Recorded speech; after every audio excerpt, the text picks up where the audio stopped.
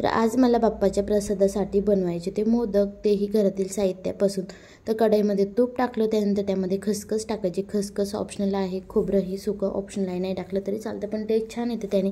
त्यानंतर त्यामध्ये सुकं खोबरं टाकलं, छान तुपामध्ये परतून घ्यायचं आणि नंतर त्यामध्ये 2 वाट्या गव्हाचं पीठ टाकलं आणि थोडं थोडं तूपमध्ये टाकून गव्हाचं पीठ जे आहे खरपूस छान खमंग भाजून घ्यायचं, म्हणजे मोदक एकदम छान होतात. तूप एकदाच टाकून नाही द्यायचं, थोडं थोडं करून टाकायचं, म्हणजे पीठ छान भाजलं जातं.